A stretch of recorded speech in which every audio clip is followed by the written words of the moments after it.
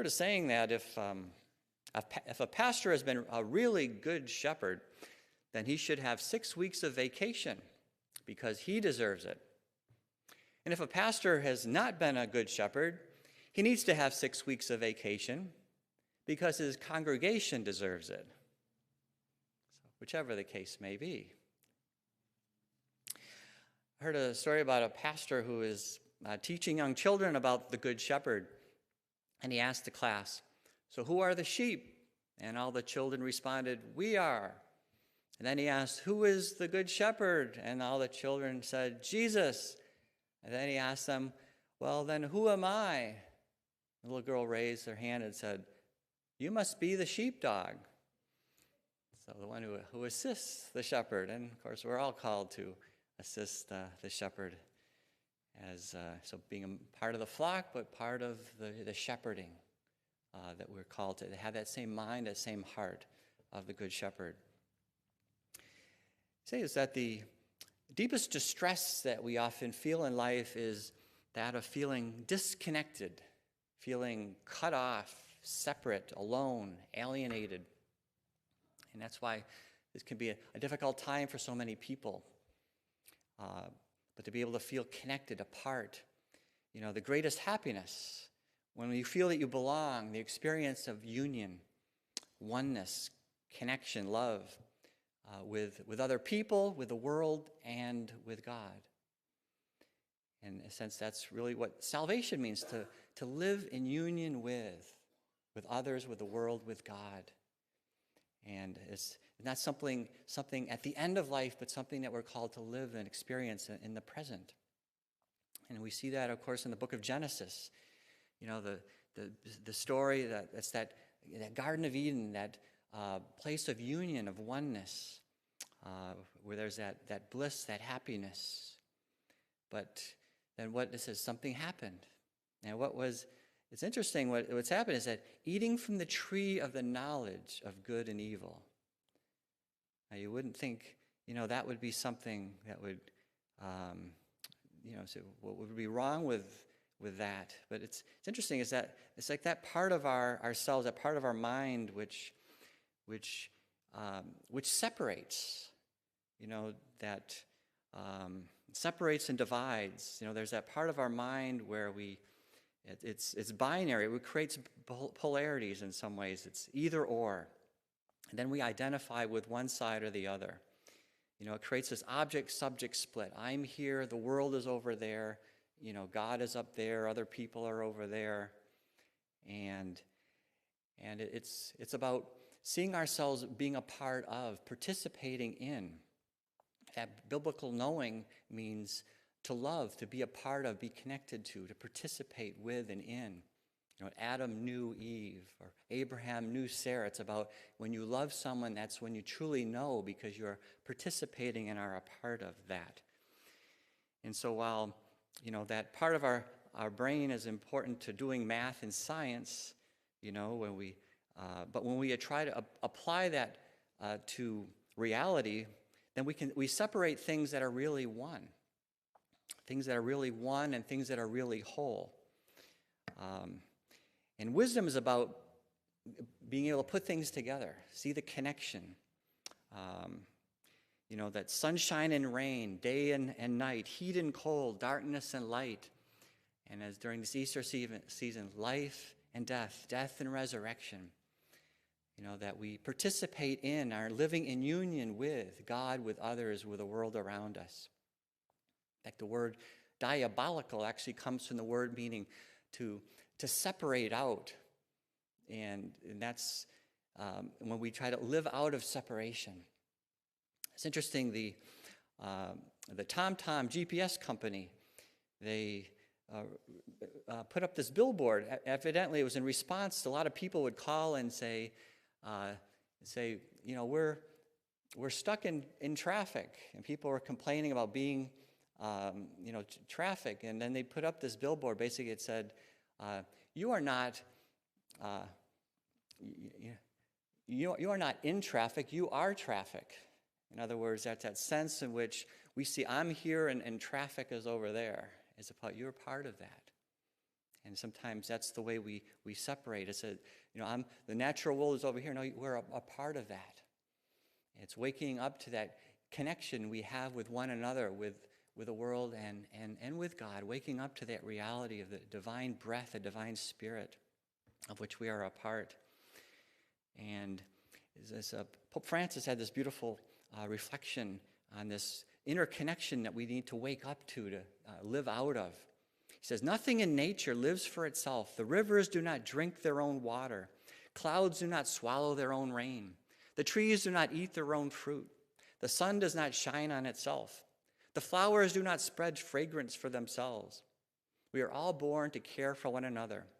No matter how difficult it is, life is good when you are happy, but much better when others are happy because of you.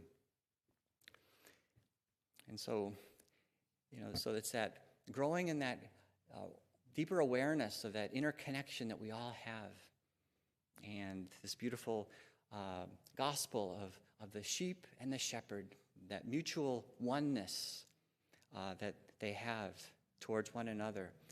The shepherd caring for the sheep, and the sheep recognizing that need to stay connected to the shepherd.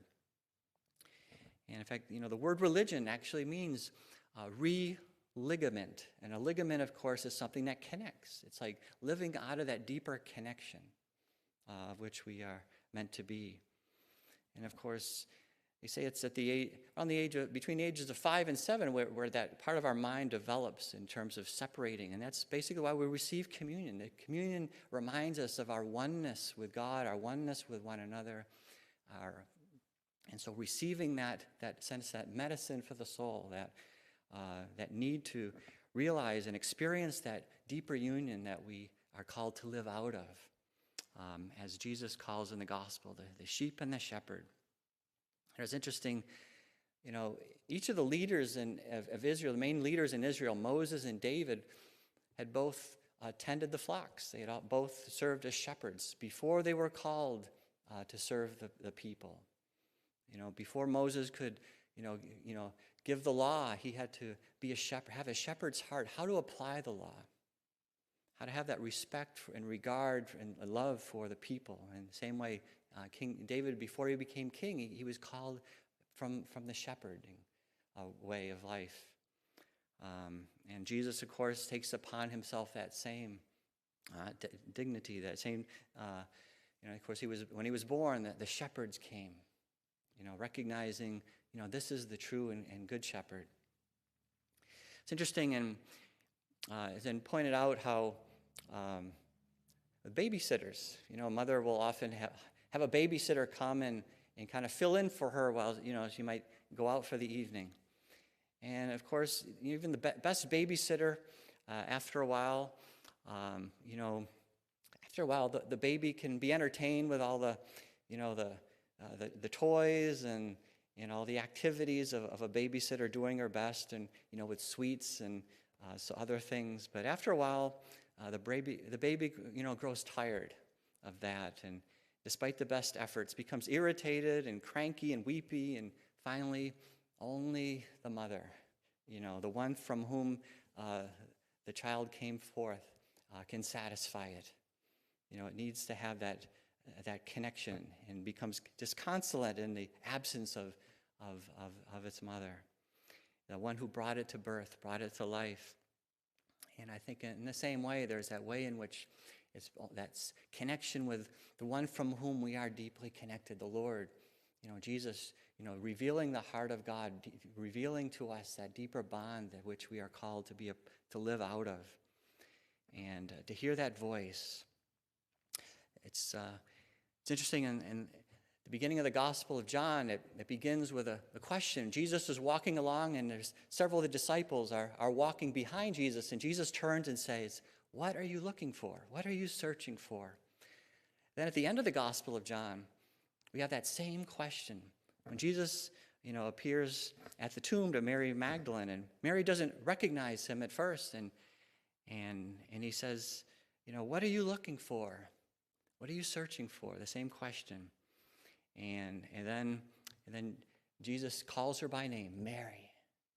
And basically that's what What are we deeply searching for? We're seeking for a God who calls each by name, who shows that deep love and respect and kindness, that regard for each and every one of us. To hear the call of a God calling each of us lovingly, individually, and together as a community. It's interesting in the gospel today, the story of Jesus says, "I am the gate." We might try to understand what that means. Jesus is the gate.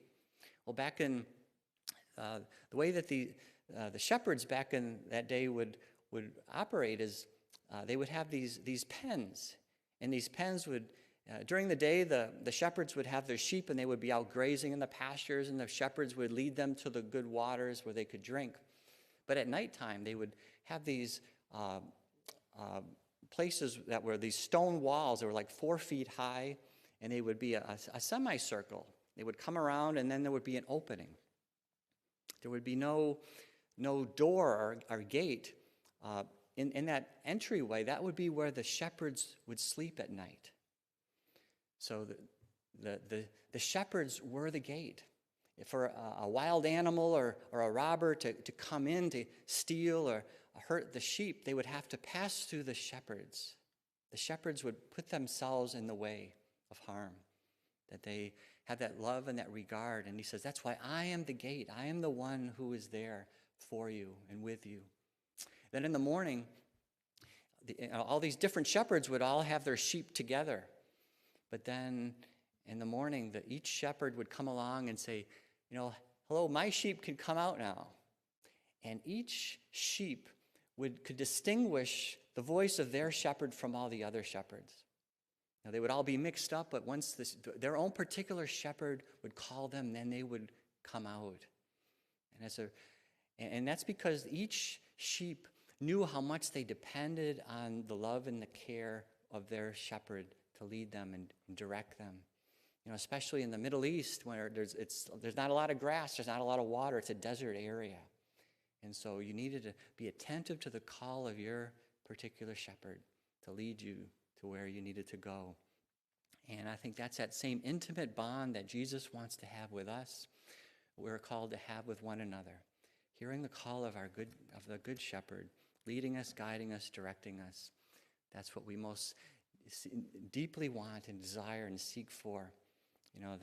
What are you searching for? We're searching the voice, the presence of a loving and a God who comes to us, who meets us where we are and helps us along our journey. And may we have that same shepherd's heart and mind as Jesus himself, as we are members of his flock, but also sharing in the care and the love that we are called to have for each and every one of us and of our brothers and sisters.